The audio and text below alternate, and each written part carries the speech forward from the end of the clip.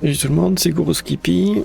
Je vais vous commenter une partie de 1 contre 1 entre Daniel Grushin et Piano, ici appelé Cocotte, sur la map Fédéric Folie.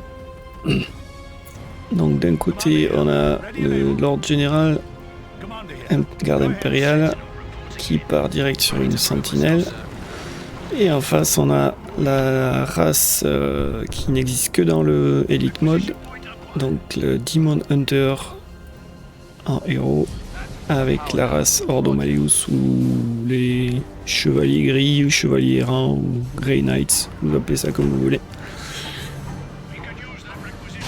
Donc les deux ont direct fait un node. Premiers affrontements qui démarrent, ça part en mêlée ici. Ici, la sentinelle qui doit se barrer. Alors, encore à corps, les Stormtroopers Inquisitoriaux gagnent, mais ils ont dû battre en retraite à cause de la sentinelle. On a un générateur d'un côté, 2 de l'autre. Donc avec un générateur côté Ordo Malleus, soit il va aller sur des operatives, et pour le Lord Général, lui, il va partir sur probablement des... Ah, j'allais dire qu'il allait partir sur des catachans, mais il part sur Weapon Squad, donc une équipe de suppression. Alors je vais parler avec les termes en anglais, d'ailleurs souvent les noms d'unités en anglais, parce que le Elite Mode n'est pas traduit en français, donc je joue d'habitude en VO. Et d'ailleurs, comme vous pouvez l'entendre aussi, le son est en VO et non en VF. J'espère que ça ne posera pas de problème pour tous les Français qui vont regarder cette vidéo. Le Demon Hunter, si vous ne connaissez pas, donc c'est pas au T1, c'est une unité, c'est un héros très moyen. Son pouvoir de base, c'est juste qu'il peut faire à très très longue distance. Il peut caster une habilité sur une zone à peu près de cette taille-là, à très très longue distance, qui va en fait ralentir tout le monde. Ça ralentira tout le monde, allié comme ennemi. Sauf lui-même. Si lui est pris dans l'air d'effet, lui, il n'est pas affecté, mais si il touche ses propres unités à lui, elles seront affectées. Donc il est parti ici sur un squad d'intercepteurs. Donc ça c'est un peu les marines d'assaut de l'Ordo Malleus. Voilà, comme vous pouvez le voir, hein, ils font un jump de téléporte. Et de l'autre côté, Daniel Grushin part maintenant sur des catachans. Parce que effectivement, l'équipe de suppression là d'armes lourdes va être contrée par l'intercepteur. Donc là, on a vu l'air d'effet du Demon Hunter, comme vous avez vu là. Et donc là, il a acheté une upgrade, comme on peut voir ici, c'est l'armure of fortitude, donc l'armure de force, je sais pas comment on pourrait traduire ça. Il donne pas mal d'HP, de regen, et en plus ça donne une super habilité qui permet de, grosso modo, de devenir invulnérable pendant 7 secondes, mais aussi on ne peut faire aucun dommage pendant ces 7 secondes là. Et ici, le Stormtrooper Inquisitoriaux se sont upgradés avec le sergent, comme on peut voir ici.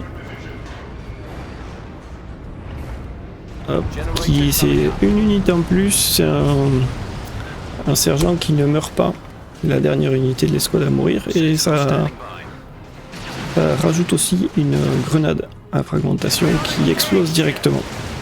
Ah, le Lord Général, comme on peut le voir ici, a acheté un sergent, donc un médic en fait, quoi. Donc, qui va permettre de donner des medpacks à ses unités. Alors, Daniel Machine part sur une tourelle multilaser qui va permettre de détruire cette ferme de générateurs tranquillement. Et on voit finalement les opératifs. Donc c'est l'unité de détection de l'ordre Malleus qui peuvent lancer aussi des grenades une fois qu'elles sont upgradées. Donc c'est des grenades à air d'effet qui font les dégâts de flamme. Et ça c'est avec l'upgrade. Sinon elles peuvent lancer une grenade de fumigène. Permettre de réduire la portée des ennemis pris dans l'air d'effet. Alors là on voit l'unité de base, le Strike Squad qui pareil s'upgrade avec le Tome of Titan qui permet de rajouter de la santé et des dommages emmêlés, plus rajoute 2 habilités super importantes, donc le Banishment qui est une version light du librarien qui peut caster à distance une habilité qui balance des éclairs, et une autre habilité qui permet en fait de ralentir les unités et de leur enlever de l'énergie. On verra ça peut-être après. Daniel Groshin part sur le T2. Il a une ferme entière. Alors que Piano, donc Cocotte, a toujours du mal à défendre sa propre ferme de générateurs. Attention, il va peut-être pouvoir réussir à sniper la sentinelle. Non. Ah non, la sentinelle s'échappe.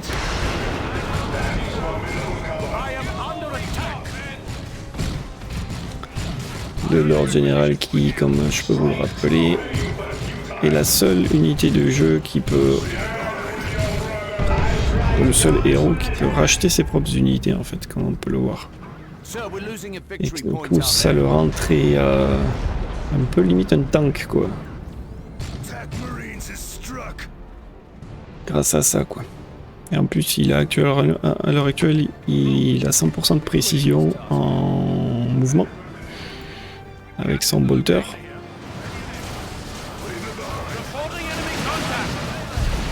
Logiquement, on devrait voir Daniel qui va partir sur la chimère, je sais pas comment il faut dire en français. Ah voilà, là on voit à nouveau l'air d'effet de ralentissement. Je ne sais pas trop c'était quoi l'intérêt de faire ça ici, mais bon. Piano est en train de contre-attaquer sur la ferme de générateurs. Et on voit voilà la chimère qui arrive. Ah, on a vu la grenade à fragmentation utilisée par le sergent là tout juste. Alors dans le Elite Mode, le tireur meurt en dernier. Alors que sur la version retail, je crois qu'il peut mourir, si mes souvenirs sont bons.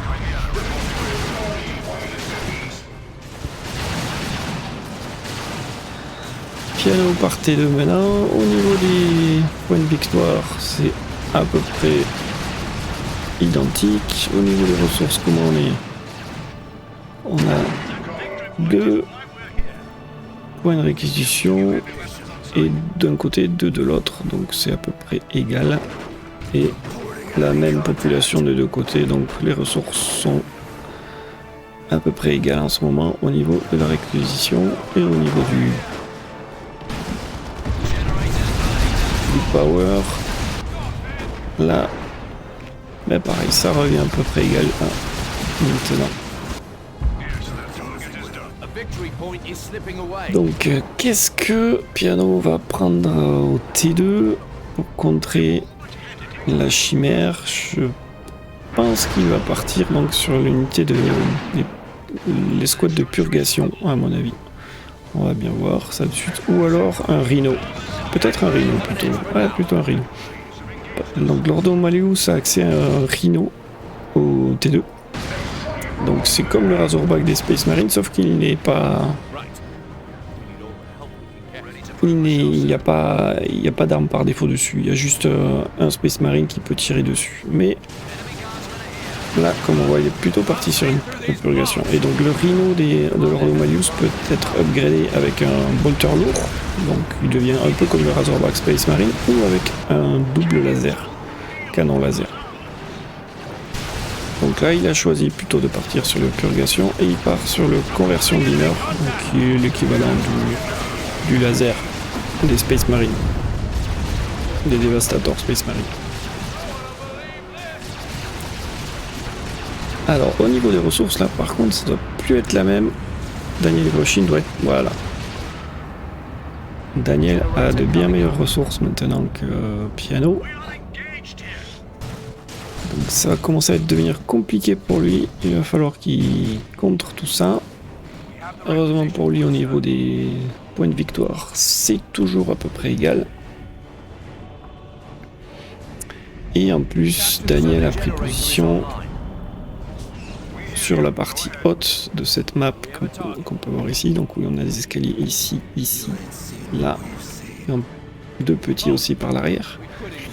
Sachant que dans ces escaliers-là, on ne peut pas tirer de haut vers le bas. Donc ces escaliers-là agissent un peu comme des bloqueurs, des shot bloqueurs, comme on dit. On peut voir de l'autre côté, mais on ne peut pas tirer de l'autre côté.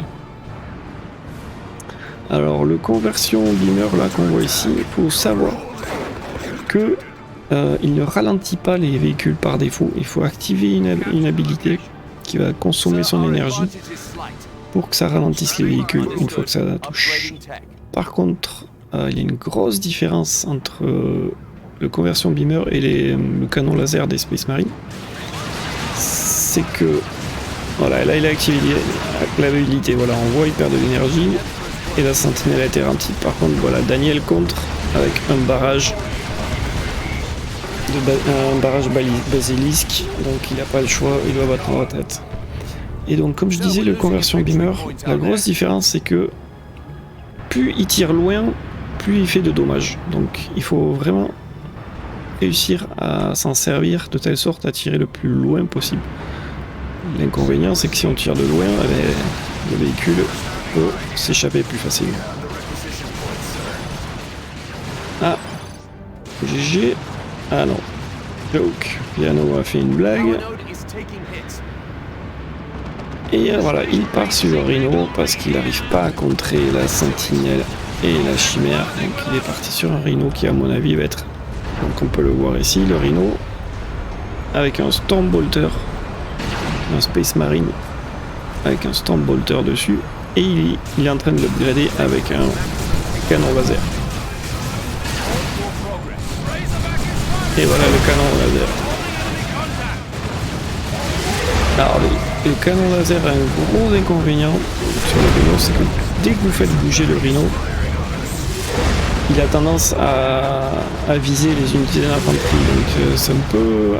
Voilà, regarde, il bouge, hop, il a changé de cible. C'est un peu agaçant et l'équipe du Elite Mob ne peut pas faire grand chose à ce sujet-là.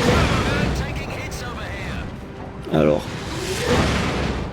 dans cette version, là on est dans le patch de 9.7 ou de 9.8, tiens je sais plus, de 9.7, ouais. Ah, Piano a totalement overextend son rhino. Et Daniel Groshin qui est T3 a utilisé le global pour appeler un Lehman russe directement sur le champ de bataille. Donc retour au point de départ. Il a réussi à détruire la chimère. Mais il a perdu son rhino et maintenant il a un autre véhicule en face. Un peu plus costaud ce coup-ci, le man russe. Par contre il a réussi à tuer aussi à détruire la sentinelle, donc c'est quand même, dans l'ensemble, c'est plutôt pas mal. Ah voilà, on a vu le banishment là utilisé. Alors, les intercepteurs n'ont pas de knockback sur leur saut, à la différence des Space Marines d'assaut. Par contre, quand ils achètent le Justicar, donc leur sergent, ils ont leur téléporte agira avec un knockback ce coup-ci.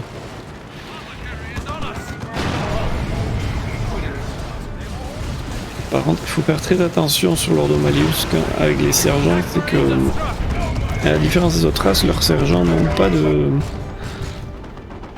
baisse de prix, on va dire, au niveau de l'upkeep. Donc si vous connaissez pas, toutes les unités que vous avez sur le champ de bataille vont vous coûter de l'upkeep. Donc elles vont avoir un coût sur les ressources, même une fois qu'on les a achetées. Et certaines unités coûtent plus cher ou moins cher que d'autres. Donc le standard c'est 2,55 de réquisition par population. Ça c'est le standard. Et bien il faut savoir. Et en général les sergents coûtent un peu moins cher en upkeep, mais les sergents de l'Ordo Malleus ce n'est pas le cas. Et là, on a pu voir. Alors on peut voir ici le petit effet vert là. Alors en fait c'est le global du Timon Hunter, le Psychic Assignment, donc qui rajoute de la portée sur l'unité visée et des dommages. Donc c'est génial à utiliser par exemple sur les opératives, sur les Purgation Squad. Pas trop d'intérêt à utiliser sur les Strike Squad ou Intercepteurs par exemple. Ça pourrait servir pour essayer de finir une unité, mais sinon il n'y a pas grand intérêt. Et voilà, joli. Il a réussi à tuer ça en retraite. Au niveau des points de victoire, on est toujours à peu près égal. Et en plus maintenant, Piano arrive à caper la ferme de générateur de Daniel. Voilà, là on voit qu'il est à portée maximale de purgation, donc là il est en train de faire tout ce qu'il peut en dommage, mais bon, la garde impériale, il faut savoir qu'elle répare à 15 HP par seconde, alors toutes les autres races réparent à 10 HP par seconde seulement. Donc la nouvelle unité à nouveau du Elite Mode, si vous ne connaissez pas, donc là c'est les Kasrkin. C'est une unité T3 qui peut être capée à une seule escouade. Donc on peut pas en acheter plusieurs escouades. Donc cette unité, elle peut sprinter, elle peut balancer des grenades. Et elle peut changer d'arme gratuitement. Par contre, le changement d'arme en beaucoup de temps. Donc elle peut choisir plasma, des lance-grenades, des meltaguns. Et je crois que c'est tout. Je crois que j'en oublie. Et après, elle peut s'upgrader avec un cerveau aussi.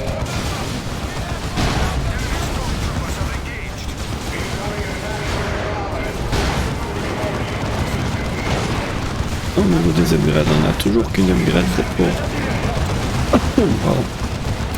le Timon Hunter.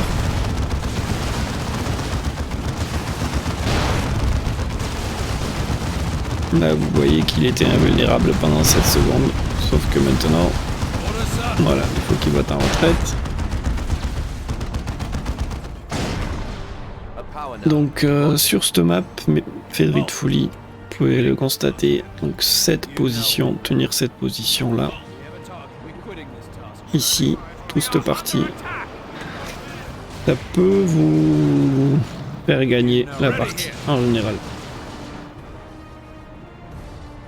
c'est très dur de contre-attaquer une fois que vous avez réussi à prendre la position en hauteur ici.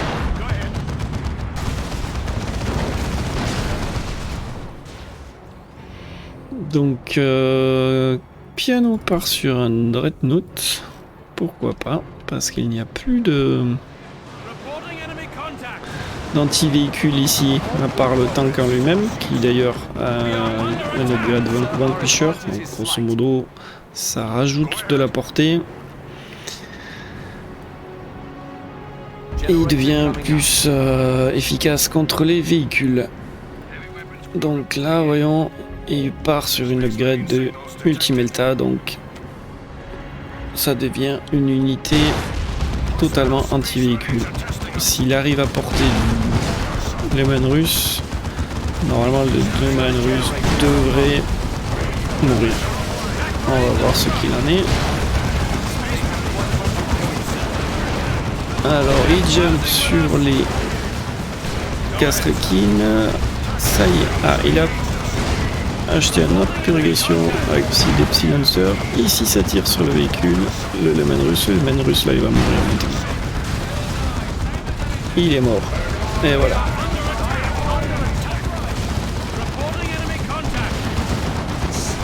Là on a 2 Weapon Squad, mais c'est trop tard, l'upgrade avec le las canon est arrivé trop tard. Donc maintenant c'est Piano qui va pouvoir prendre position sur les hauteurs. Et il a déjà en plus l'autre côté. Donc maintenant ça sent mauvais pour Daniel.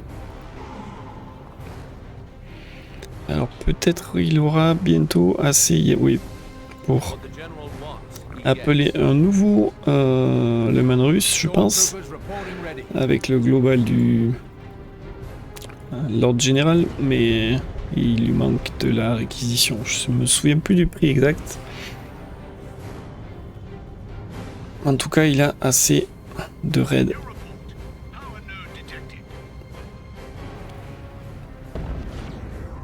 Alors ici on a vu l'utilisation du Box Operator, donc qui permet d'avoir des renforts. Ah tiens, très très bon choix par Piano. Il a choisi l'upgrade des Brain Mines parce que il n'y a plus aucune détection dans l'armée de la garde impériale de Daniel. Donc il va seulement balancer des mines sur toutes les entrées.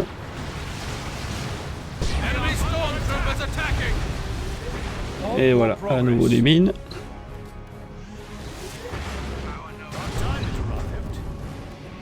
Voilà, dès qu'elles vont devenir invisibles, il ne pourra plus rien faire.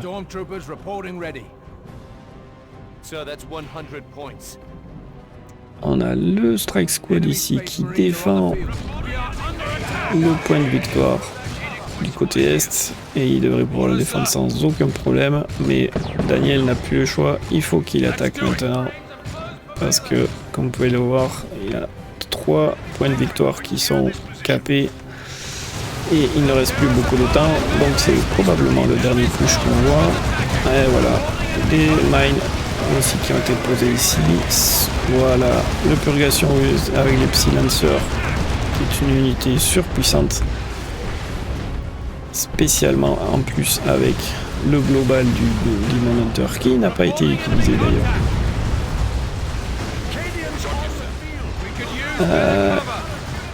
Le Dreadnought est sauf. Et voilà. GG. Bien joué par Piano.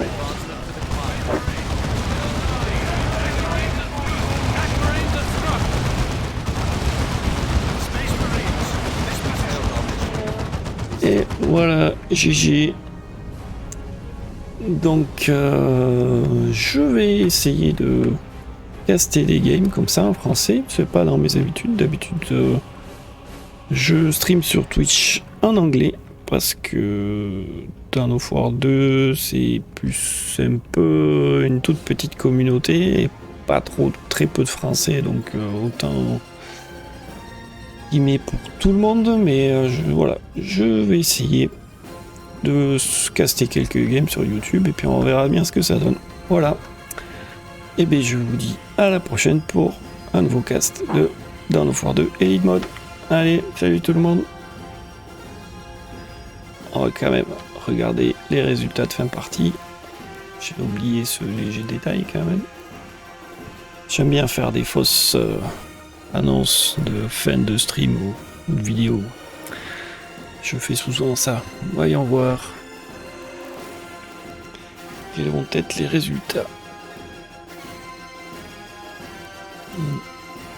Alors, au niveau des commandants, niveau 4 contre niveau 3, aucune perte des deux côtés. Au niveau des unités, donc forcément, Lord Malleus qui tue plus d'unités qu'il n'en perd évidemment, parce qu'en face on a la garde impériale qui a des unités qui coûtent beaucoup moins cher et qui ont beaucoup moins d'HP. Au niveau des ressources, comme on peut le voir, Daniel était quand même avec plus de ressources. Effectivement, il a réussi à partir T3, mais finalement ça n'a pas réussi à payer. Au niveau des Power Built and Lost, alors là on voit que c'est totalement buggé, parce qu'aucun des deux n'a construit 1460 générateurs. Et au niveau des points de l'écart, voilà, c'est fini. Bon, et bien merci à tous, je vous dis à la prochaine pour un nouveau cast de Dawn of War 2 Elite Mode. Salut.